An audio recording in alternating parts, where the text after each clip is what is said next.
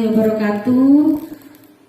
Sebelum masuk ke materi berikutnya, saya sapa dulu. Halo anak-anakku semuanya, sehat? Ya, alhamdulillah. Semoga di masa PPKM ini kita semuanya masih diberi kesehatan, amin. Yang penting anak-anak tetap harus mengikuti prokes dengan ketat, ya. Perkenalkan, nama saya Ibu Jazila. Biasanya anak-anak manggil saya Miss, walaupun saya sudah married, ya. Tapi kalimat Miss itu masih melekat dengan nama saya. Nama saya Jazila. Saya sebagai waka kesiswaan. Selain itu saya juga mengajar di Mapel Bahasa Inggris. Kalau tadi Bu Hajadin sudah menjelaskan tentang materi pembelajaran efektif, saya sekarang akan memberikan sedikit materi tentang AMT. Apa sih itu AMT? AMT itu adalah Achievement Motivation Training, ya. Karena saya guru bahasa Inggris, jadi sedikit bisa menerjemahkan Achievement Motivation Training. Adik-adikku semuanya, apa sih motivasi itu? Ya, motivasi itu adalah sebuah proses yang mana itu timbul dari diri kita sendiri. Kalau kita tidak punya motivasi, maka kita akan tidak bisa mencapai tujuan-tujuan yang kita inginkan. Maka dari itu, motivasi belajar itu harus punya, harus kuat. Karena dengan motivasi yang tinggi, kita semuanya bisa mempunyai atau bisa mencapai tujuan-tujuan yang kita inginkan. Next.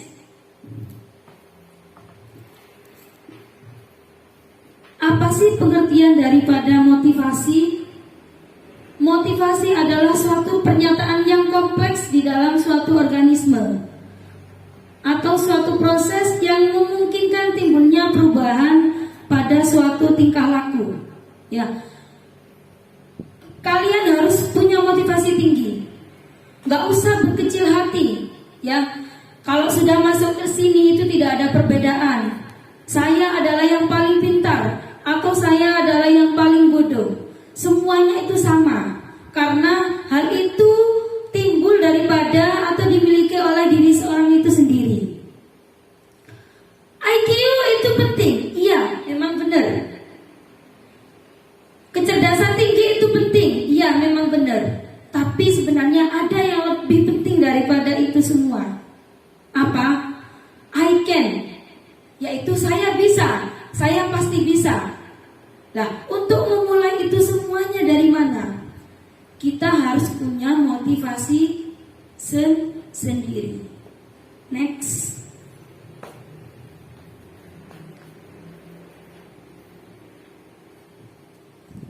Nah, jenis-jenis motivasi, ya. Dilihat dari jenis-jenisnya itu ada 2. Motivasi dilihat dari dasar pembentukannya, yaitu motif bawaan yang ada sejak lahir. Yang ada sejak lahir atau timbul karena dipelajari. Itu adalah motivasi yang berdasarkan pembentukannya. Kemudian yang kedua yaitu motivasi menurut pembagian dari Woodward atau Marquis dalam Sardiman. Misalnya timbul dari pernafasan atau kebutuhan minum. Motif-motif darurat seperti menyelamatkan diri, mendorong, itu adalah sebagian daripada jenis pembagian motivasi. Next. Nah, yang ketiga yaitu motivasi jasmani dan rohani. Apa itu motivasi jasmani? Seperti relax, ya, insting otomatis, kemudian bernafas, itu masuk pada jenis motivasi rohani. Kalau berikutnya yaitu kemauan serta minat dan bakat. Di MTS area sini itu sudah disediakan sesuai dengan minat dan bakat melalui jalur berprestasi, ada kegiatan ekstra, ada juga bina olimpiade. Ya. Misalnya setiap siswa itu punya kelebihan dan kekurangan masing-masing. Setiap siswa itu punya skill berbeda. Nah, jangan khawatir di kita di MTS Alias ini untuk menunjang itu semua, untuk mewadahi sesuai dengan minat dan bakat kalian. Di sini ada beberapa ekstrakurikuler yang nantinya bisa dipilih sesuai dengan bakat dan minat. Salah satunya ekstranya mungkin nanti ada pagar nusa. Mungkin yang suka silat ya, yang suka tanding silakan bisa memilih itu. Ada juga ekstra albanjari. Yang dari rumahnya sudah punya skill itu silakan bisa memilih ekstra albanjari. Ada ekstra pramuka. Nah, kebetulan salah satu unggulan di MTS Alias ini itu juga adalah ekstra pramuka. Kita juga sudah pernah ikut pramuka tingkat nasional kalau nggak salah tahun 2019 di Cibubur. Kita sebagai salah satu peserta di sana. Kemudian juga kita pernah juara 3 lomba tingkat Jatim, juara 1 tingkat kabupaten, itu untuk lomba pramukanya. Nah, nanti dari situ semua silakan ya, silakan tingkatkan motivasi belajarnya, tingkatkan motivasi untuk berprestasi. Kalau ditanya tentang prestasi, insya Allah kalau tingkat kabupaten MTS Alias ini selalu di depan ya. Tahun kemarin 2019 alhamdulillah kita sudah dinobatkan sebagai juara umum lomba KSN tingkat kabupaten. Harapannya setiap tahun MTS Alias ini terus berprestasi bisa sampai ke tingkat nasional. Ya, siapa yang akan mengisi semua itu semua adalah dari kalian yang saat ini duduk di kelas 7 ya. Maka dari itu monggo motivasi belajarnya ditingkatkan. Walaupun di masa pandemi ini tidak ada halangan ya. Wah, pembelajarannya hanya luring, bosen Bu. Pembelajarannya gini-gini toh. Sebenarnya itu bukanlah sebuah alasan untuk kita memotong atau untuk memutuskan motivasi belajar kita. Karena apa? Banyak cara yang bisa kita lakukan. Sebenarnya di pesantren itu banyak sekali yang mumpuni ya. Adik-adik semuanya bisa bertanya ke kakak-kakak kelas tingkat ya, kelas 8, kelas 9 yang mereka sudah bisa jadi juarawan-juarawan, kan lebih enak ya, belajar bareng kalau ada waktu. Jadi belajar itu tidak ada penghalang untuk siapapun. Wah, sekarang masa pandemi belajarnya sulit itu nggak ada. Wah, saya nggak bisa nyambung belajarnya, kemampuan saya pas-pasan ya. Itu semuanya harus kita hilangkan. Karena sebenarnya motivasi belajar atau tingkat belajar kita itu terbentuk bukan hanya kecerdasan belaka ya. Tapi kalau kita bisa melakukan sesuatu, ada kemauan yang tinggi, kita action, kita mencoba, itu pasti kita bisa. Next. Nah, bentuk motivasi yang sering dilakukan di madrasah itu apa? Yang pertama yaitu memberi angka. Nah, ini biasanya ada pada pelajaran matematika. Ya, itu salah satu adalah bentuk motivasi yang diberikan sekolah. Hadiah. Ya, misalnya kalian menjuarai lomba, juara kelas, nanti akan ada hadiah-hadiah yang diberikan. Kemudian pujian bisa dari teman, bisa dari guru. Ada gerakan tubuh, kemudian pemberian tugas, memberikan ulangan, hukuman serta mengetahui hasil. Itu adalah salah satu bentuk motivasi yang biasa dilakukan atau diberikan oleh madrasah ke siswa.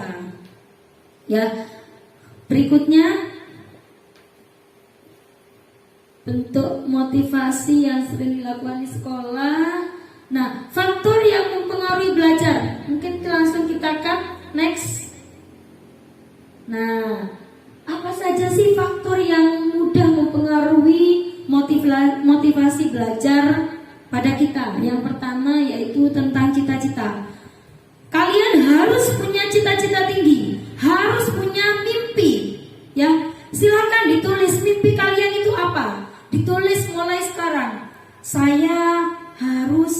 saya setahun di sini sudah harus pintar bahasa Arab, bahasa Inggris. Saya 6 bulan di sini sudah harus mahir membaca Al-Quran. Ya, kemudian nanti saya lulus dari sini sesuai dengan branding yang dijelaskan tadi oleh kurikulum ya. Brand MTS itu nanti ada language yang kita angkat, ada bahasa Arab sama bahasa Inggris. Kemudian juga ada program tahfidz. Harus punya target. Saya lulus dari MTS harus sudah menghafalkan 10 juz.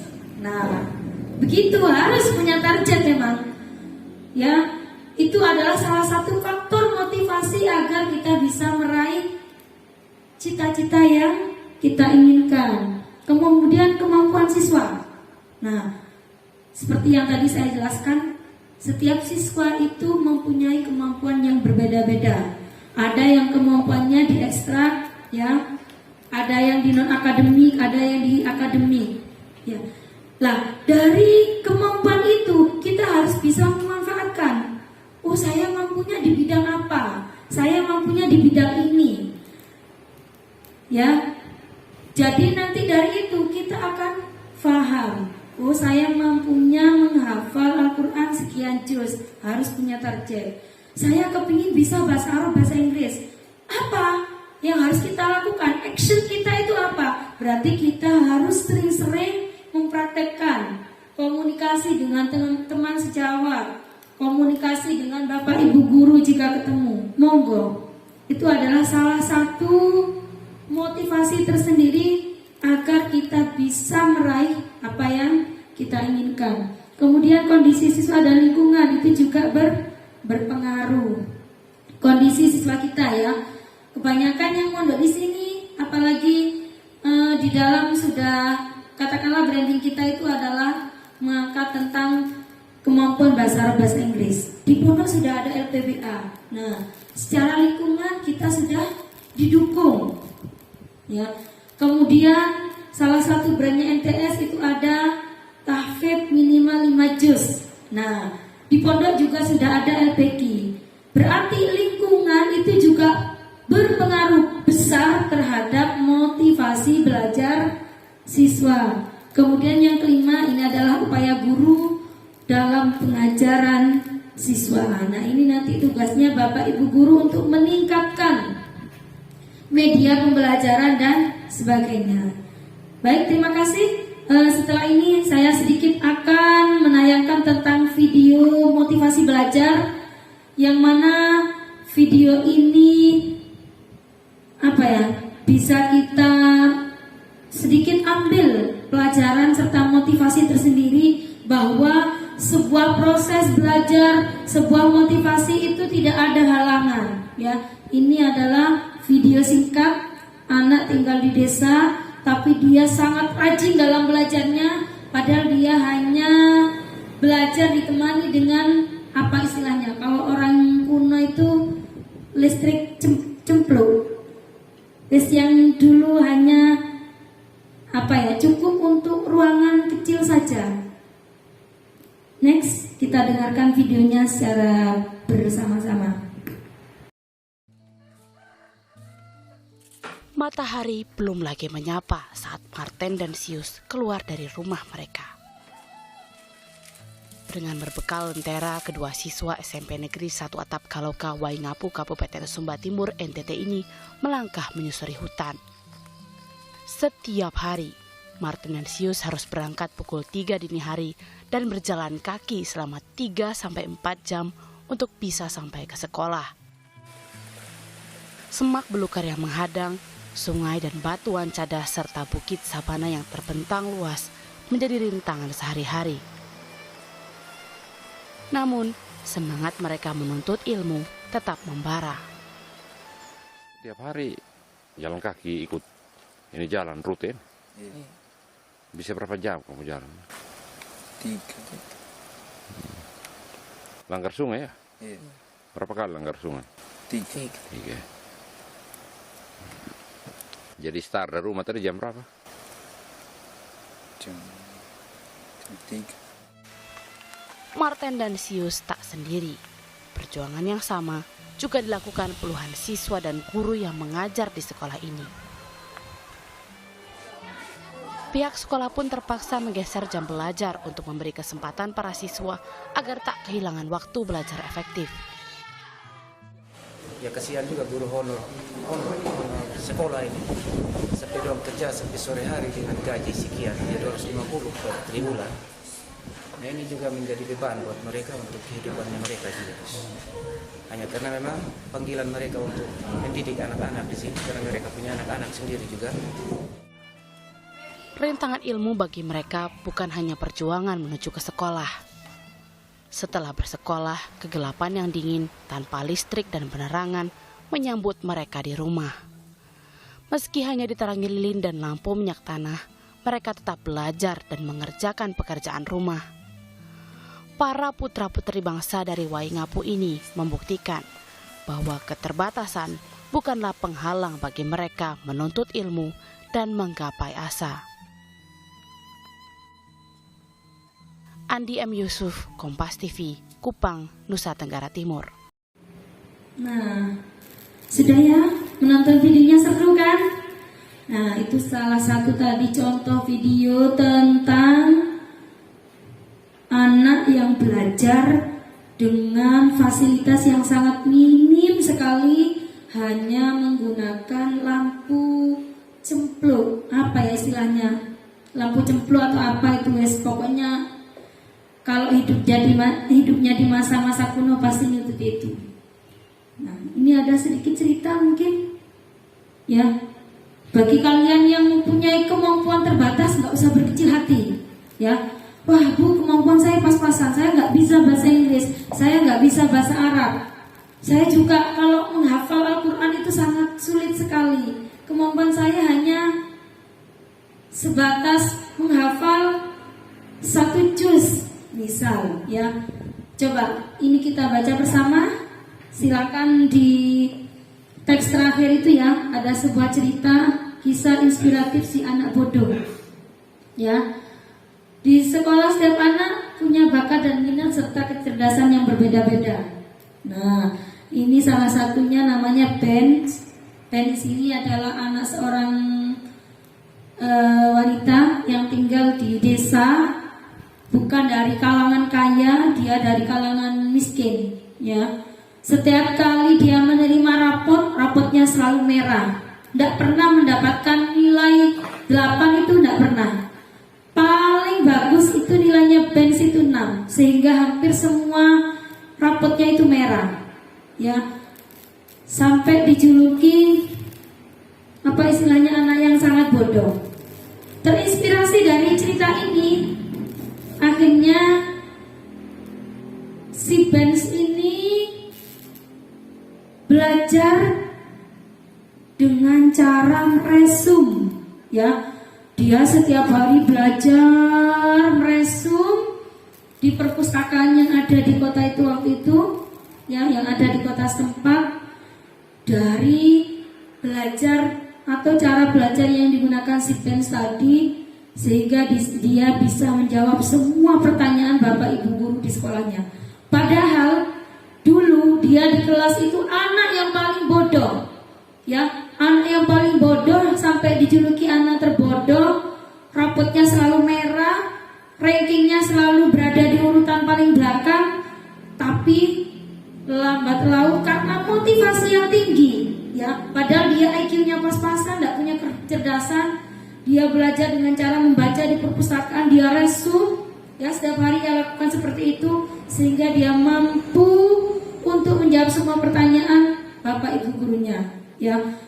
Kemudian setelah itu sampai dia diterima di salah satu universitas jurusan psikologi, dia menjadi mahasiswa terbaik saat itu ya. Kemudian dia tidak sampai putus di situ, Benz melanjutkan ke studi S2-nya, ingin mengambil jurusan kedokteran. Tidak nanggung-nanggung, ini ngambil jurusan kedokteran.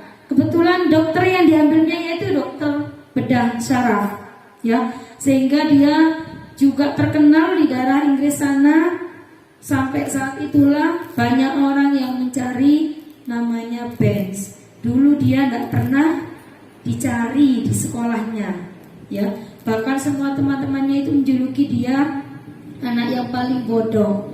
Tetapi karena kemampuan yang tinggi, karena action dia yang tinggi, berubahlah saat itu. Yang semula Benz itu anak yang paling bodoh, sekarang dia jadi orang yang paling pintar, jadi dokter bedah syaraf, sampailah dia terkenal di daerah Amerika situ.